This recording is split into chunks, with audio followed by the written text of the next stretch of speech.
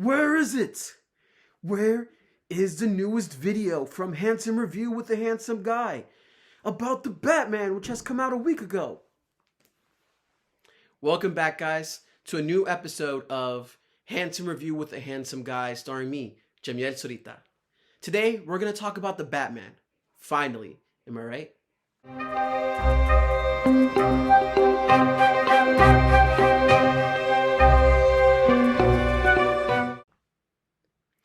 Welcome back, guys, to another video. Today we're going to talk about the Batman. I know last week was more of like a prediction because I filmed the video before I went to see it. And now it's been a week, since I saw the movie. I was able to kind of digest the things. And so over here, I wrote some quick notes of things that I want to go over with you guys, talking about the non-spoiler parts. One of the things that I really liked about it was definitely the director. Matt Reeves, he is on his most famous movies includes Cloverfield, which was the first one, and then he also made Dawn of the Planet of the Apes and War for the Planet of the Apes. And in particular, those two are the movies that made me really like Matt Reeves as a director. He took the character of Caesar in the 2 and 3 and he made him very kind of like wise, and it felt like there was growth for the character. Excuse me, guys. And you know what I think? That's why I liked it so much with that story, where you kind of felt like you were following this monkey. I mean, he's a monkey, but he really does take place as a really great character to follow throughout the stories of both movies. I really liked him a lot. And then, so getting that out of the way to inform you guys, I'm a bit of a Matt Reeves fanboy now. I wanted to kind of go more into the non-spoiler parts of the Batman. So one of the great things about the movie is the tone. Just the way the movie is done. I'm talking, color, I'm talking about story, talking about the way that he depicts the Batman throughout the film, including like these really cool POV scenes where it looks like we're watching through his point of view. So that was really great, and it really made it stand out as its own film. Because that's the trick, really, when you're making these movies over and over again of the same character. You get something similar to like what happens with James Bond. You don't want it to get stale. And so one of the great things about Matt Reeves as a director is he brings this character to life in a way where at times we feel like we're really a part of him. Like this is Batman telling his story. So I really like that. There was even monologues and voiceovers and stuff like that in the movie that was really well done. I don't want to go too much into spoilers because that's why we have the second half of this video where it will be full spoilers and I have notes and everything ready to talk about. But I just wanted to kind of just talk about that, I really like the settings of the story. It felt like its own characters. I'm not going to go into the settings, but I will just say that the way it's filmed and stuff, it kind of feels like its own distinct place that exists within this universe of Gotham. Because the movie is so different from every other DC movie that it feels like its own universe, like its own world, specifically about Gotham. So that was really great because I know that, I personally love all the superhero movies and how they connect. But sometimes it's really cool to be able to tell this like one story about this character that takes place within his own world instead of like having everything to be connected, because the focus no longer becomes how does this relate to what's coming up next in the series of movies, but instead it's a focus about this story which has a beginning, middle, and an end. But also it feels kind of open-ended in a way. That's not a spoiler, but it feels open-ended in terms of like you can take this character anywhere and it doesn't have to follow anything or connect to something that's already famous. So I really like that in terms of comic book stories. So I really enjoyed those on that aspect of it. So in terms of the watchability, you can watch this movie 2 or 3 times. I would definitely recommend it to anyone who wants to watch a movie, especially those who don't really like comic book movies. I would say that this is a good one for them because it doesn't really have too much of that comic book tone. Instead, it takes on more of a mystery, of like an action dark story, a neo-noir story. Which are famous in the 1960s. Noir actually translates to black. I believe it's a French word.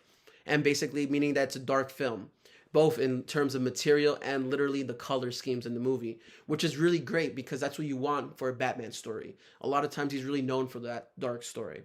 So that's the end of my review of the Batman. If you're interested to kind of go into the spoiler part, you can definitely continue watching this video.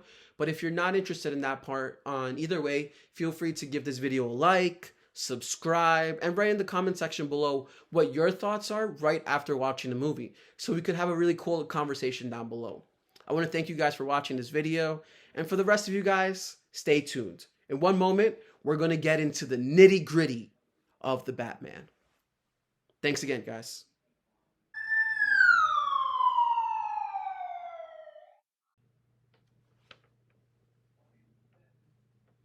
All right. Everyone who hasn't watched the movie is officially gone. I just wanted to make sure before I started. I have a couple of notes here that I want to go over with you guys. So I'm going to start off with the Batman. That monologue that he does, that voiceover, it's really cool, where he was talking about like the darkness, about Gotham, and about how his signal is a warning. It's a warning to all those who decide to do bad. And it's a tool, and that's really cool. Like that sign, because honestly, if I was a criminal and then I saw that sign on outside, that means that Batman's out there. And if I do something wrong, he'll probably kill me. No, he won't kill me, but he'll beat me up and take me back to jail. So I would be careful. And they even have like this cool thing where the guy was like looking up. He was looking up at the symbol, and then he almost fell over because he got so paranoid. That was cool. So you can kind of see that the Batman here is darker, and it's more realistic in terms of like what kind of person it would take to be able to pull off someone like Batman in real life. So that was really cool. And throughout the whole story, you know, we got to see him investigating. You know what part I really liked? There was a moment where he was like literally writing notes down of things that he was looking at, because he said that sometimes he would have to relive the same moment from last night. And he's talking about the camera lens inside his eye contacts.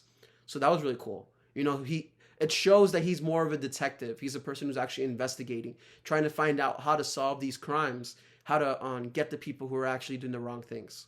So that was really cool, you know? And the Batman voice was not too crazy, you know, like Christian Bale or anything. It didn't sound too robotic either. So it was really good. And then, you know, I really like the aspect of James Gordon, of Detective Gordon, and how he worked basically throughout the whole time with Batman. You know, they would split up, and then Batman would do his thing and then come back. He would tell him like exactly what's going on, and they would continue working together. And that was actually really cool. Because a lot of times in the movies and stuff, they don't do that. You know, they kind of just have him tell people what's going on, and then he leaves, and then the focus is on Batman. But doing that kind of brings this human aspect to it more than just making Batman more human, because it shows that, you know, he's willing to work with the police, and that's a cool thing, because people don't really talk about that a lot, especially in the movies. So it was really interesting to do that aspect. And the actor that they got to play him was born to be Gordon. That was like, I guess, now my officially favorite. It used to be Gary Oldman, but now it's Jeffrey Wright. I guess he was just the right guy for the job. Sorry, guys. I had to make that joke at least once. And so, you know, Batman was great. Then we had Catwoman. I've never seen a more like realistic take on Catwoman in terms of like she's very believable as a character. It doesn't feel like there's this actress who's doing the role that's famous in the comic books, and for me personally, the cartoons. Instead, it kind of feels like this is who Catwoman is. It was great casting for all the characters. I really liked the Riddler as well. You know, he kept as a mystery basically the whole time where we're trying to investigate like what the hell is going on. And at the end, it turns out that he was just kind of like this, I guess this guy who grew up with Batman in the orphanage, or he was another orphan, and he was just trying to, you know, I guess he was just trying to put his mark on justice, because in a way he wasn't that bad. He was killing corrupt people who were doing bad to the city. So that's why it's kind of interesting when you have a character like that, or a villain, because then you start to kind of think about the idea of like how life isn't black or white. But obviously killing is always bad, you know? But in terms of that, he really stood out. He didn't have that much of a mark, which made sense because he's a serial killer. And I think that the biggest thing that needed to shine throughout the whole film was his deeds and what he was trying to accomplish. And he did. On Penguin, very cool character, very funny. You know, damn, Colin Farrell looks so different. He looks like he's 20, 30 years older than what he is in real life. You know, so that was great. I would definitely, I want to applaud. I want to give a round of applause to the makeup team, because he looked crazy and he looked so similar to like what you would expect a penguin to look like. So that was great. That was really great. Also, I will talk about I really just like the mystery aspect of it. Everything wasn't always spelled out. Instead, just like Batman was investigating, it felt like I was personally investigating, trying to figure out like what the Riddler is trying to do, what one thing has to do with the other, until the big reveal that basically all the police were corrupt and stuff. I'm sorry, guys. Talking about it here. I told you guys. I put that warning in the beginning so you guys know. that we're gonna go into spoilers. But yeah, I really enjoyed that. And then eventually how he went after Bruce Wayne. I don't think he really knew that Bruce Wayne was Batman. I think it was just because of the fact that he's a rich boy.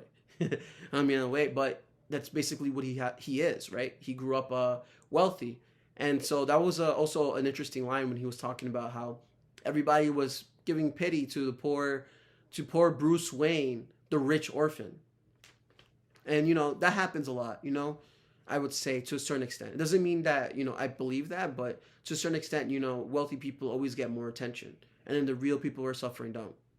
So to a certain extent, I kind of do agree with Riddler, but not the murdering aspects, but definitely the exposing the corruption. It's always good to be able to show that, because at the end of the day, I feel like the people are the ones who should really make the decisions about the city, about the world, because we're the majority, right? And so then I really like that. Also, the corruption and mafia. Mafia was actually a really big part of the story, right? Because the villain and every character were all kind of tied to the mafia. You had Selena Kyle, Catwoman, who worked on a bar, the place, the Iceberg Lounge.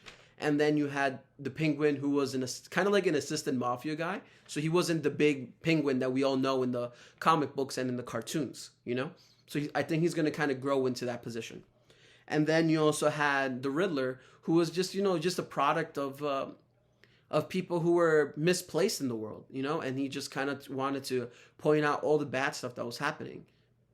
Also, I believe the other big character was Maroni, the mafia boss. And so I really liked how Matt Reeves used the characters that he chose on purpose to kind of make sure that this story feels very tight-knit, where it feels very closed. So you don't get confused or like, oh, what does this guy have to do with anything else? No. Everything was chosen on purpose. And those are the elements of a great detective story. So when Matt Reeves talked about that, he was going for was kind of like this mystery story about this story that really gets into the head of Bruce Wayne, Batman. He really accomplished that. And also, one of my favorite shots is when Batman literally jumps off and he has this kind of like squirrel suit and he goes down and then the camera just points out and it kind of feels like a roller coaster ride. I was like, damn. I was like, now I want to be Batman. And he was flying. I thought Batman doesn't fly. I thought he just used the grappling hook from place to place, but they proved us wrong. So on all aspects of the story really was really amazing. In the commercial, how there was a line where he's like, who are you? And it's like, I'm vengeance. Well, I really liked that too, because they literally brought that back at the end of the movie when he's fighting the goons of the Riddler. And then the guy's like, I think he was like asking him like, who are you?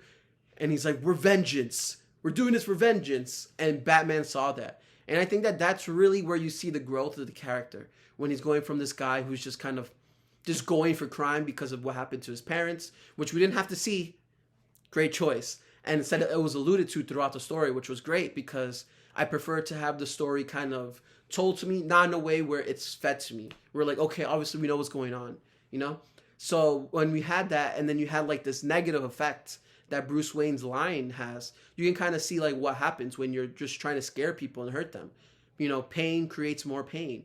Violence creates more violence. And then he has that. And he kind of decides to kind of tweak his idea a little bit and focus more on helping people, on the people who need it.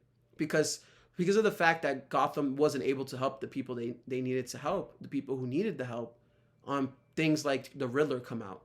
Creatures of the night, people who want to hurt other people. And that's not good. So I really like that story. I really like the way the director chose to tell it, with the cool action scenes as well. And you have this really great like images that stick out, like when the car flips over and the Batman just walks in, kind of like this scary monster in the night. So all of it was really well done. I really like the fact that we don't get too much Bruce Wayne, possibly because in the beginning of a character like Batman, he's not going to be doing it so well. So I don't think his focus is ever going to be on Bruce Wayne, at least not until later on in his story, when he has to deal with other type of villains, or maybe when he has to deal with himself and he realizes that as a person, you can't just have a job.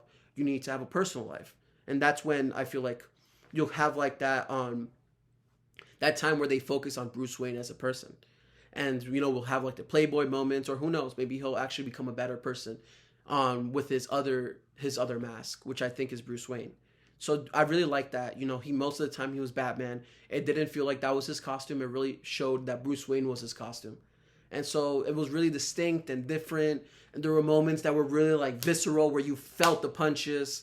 And I think that that's what you want with the story about Batman, really, is about the story about someone who's in pain and trying to learn to overcome it. And maybe someone who, along the way, through his adventures in fighting crime, he becomes a better person because of it. So I just want to say again, I really love this movie, and that's why I knew I had to make 2 videos about it. One with my predictions of like what it would be like, and then actually watching it and having a week to really think about it. So guys, for those of you who stuck all the way to the end, I want to say thank you. Thanks for watching my videos. Thanks for sticking around, for giving these videos a like, for sharing it. I'm hoping that this YouTube channel can become something bigger. So I'm going to make sure every week to kind of dedicate time to this, because every week I will always have something else to talk about. And hopefully, as time goes by, you guys will get more comfortable and write comments in the comment section below so we can talk a little bit. And we can talk about the movies and TV shows, about aspects that are really cool, interesting, philosophical aspects, really fun adventure aspects, or even like the camera angles and stuff like that. I would love to talk about all of that stuff. So hopefully soon you guys start on subscribing, giving these videos a like, and maybe we can make a really close-knit community just talking about the things that we want to talk about, in particular movies and TV shows. Thank you again, guys, for watching. I will see you next week.